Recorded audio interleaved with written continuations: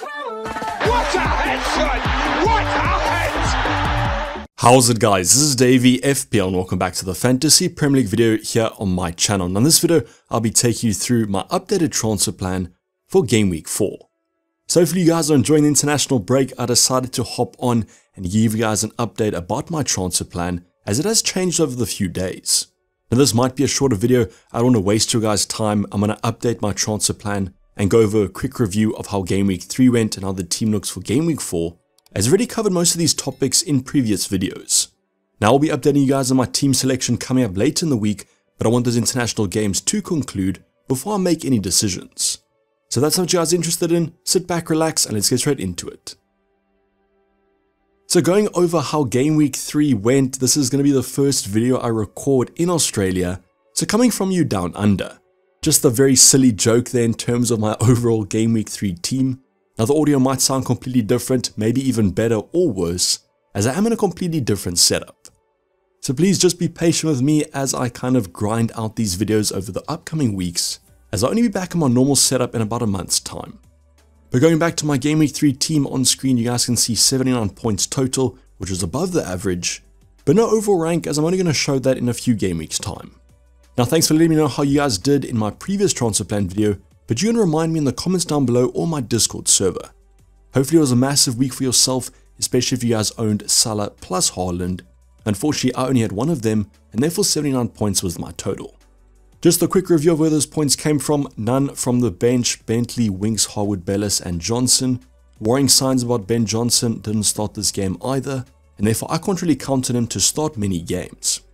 Now in net we had Henderson with 4 points, racking up a few save points. Finally the 4.5 looks like good value. Then our back line of Trent, Gabriel and Pedro Porro, only one clean sheet came from Trent.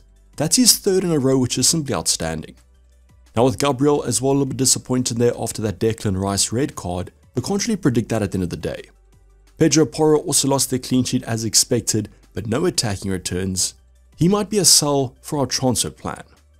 Then on midfield department, we had Saka with 1 assist, which is quite disappointing, as Mo Salah continues to destroy him, but I guess he comes in more expensive.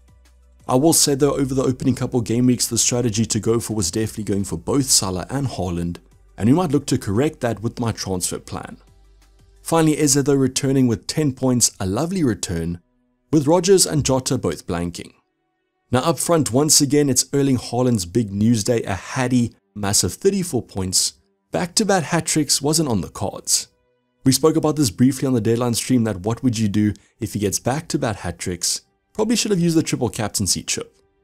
Then Isaac ended up returning and getting maximum bonus points, which you love to see, but on the opposite end of the spectrum, Muniz blanked yet again.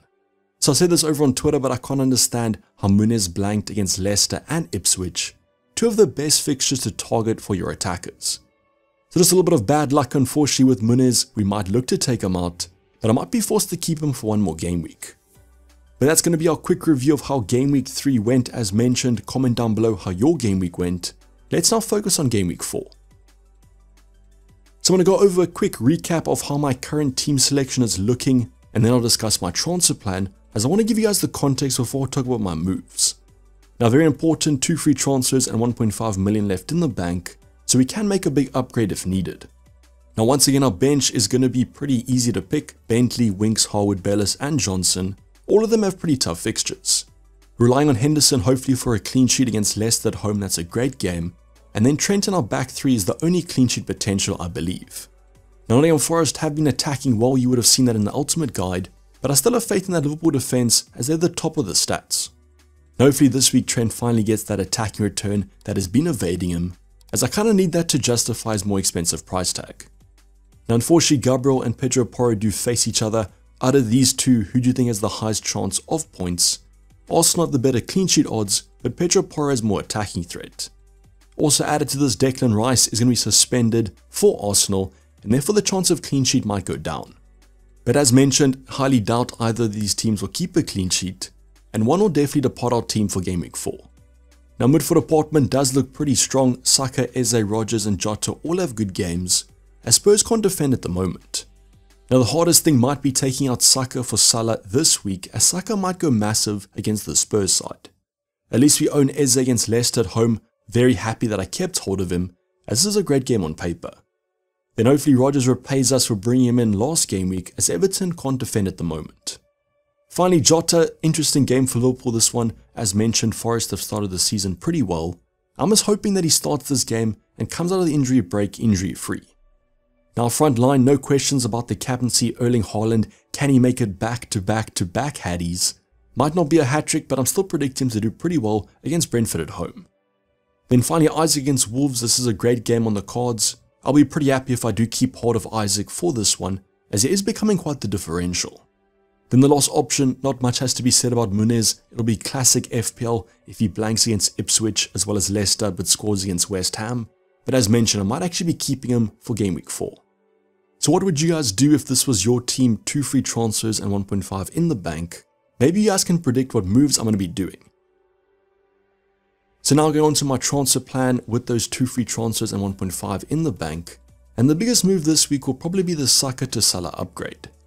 Now I mentioned this, but this might not be worth it for this week, but definitely will be it for next week, as I'll be captaining Salah against Bournemouth at home, where Saka has Man City. Salah's a standard option in game week 5, so definitely worth the transfer in, but might not be worth it for game week 4. I think what I'll probably do though is I'll bite the bullet and bring Salah in this week. He has a home game against Forest versus Saka against Spurs, even though both players probably do well.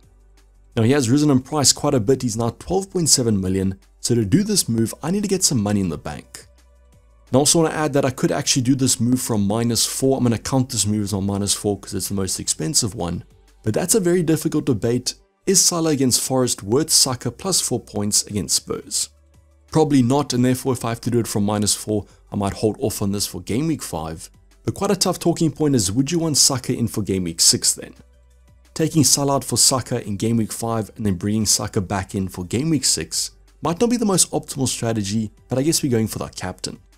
Just something to think about if you guys are in the same boat as me and don't want a wildcard in game week 6, as that's going to be 2 transfers used on this move.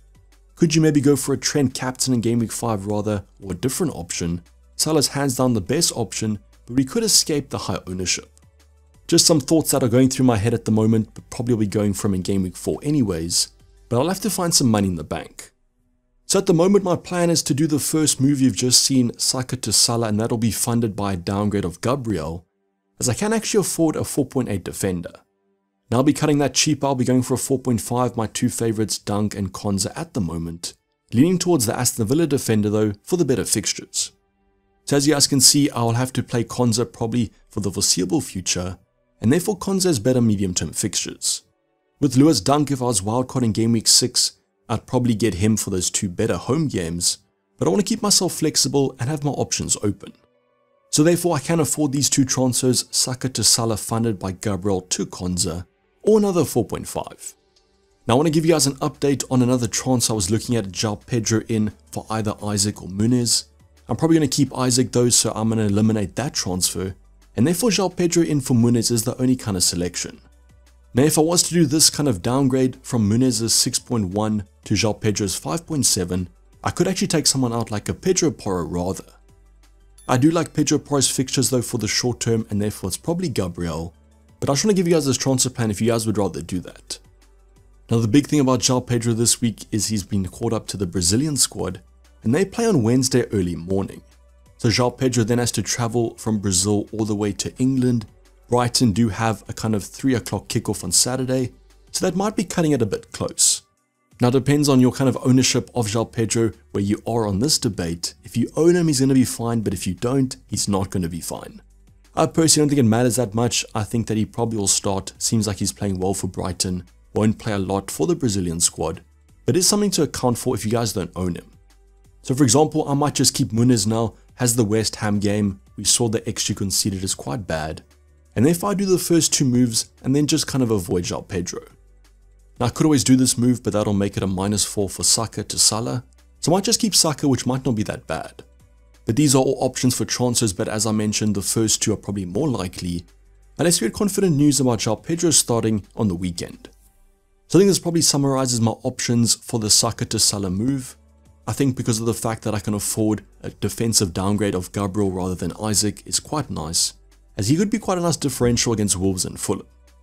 But you guys let me know if you saw any other moves that I could potentially make. Maybe there's an injury that comes up, touch wood, that doesn't happen. But otherwise, comment your transfer plans in the comments down below. Also, let me know how the audio sounds. Might be better, might be worse. I'll probably see it in editing after this. But as mentioned, please be patient with me as I am traveling for work. I'll see you guys in the team selection coming up shortly in the upcoming days, where I'll be going over my final team selection. But this is basically going to wrap the video, guys. Hope you guys did enjoy it. Please don't forget to like the video and subscribe if you have subscribed yet. Join my Discord server for updates about my own team as well as my Twitter page. But for the time being, I'm signing off. It's been Dayvy FPL and I'm out. Cheers, bye.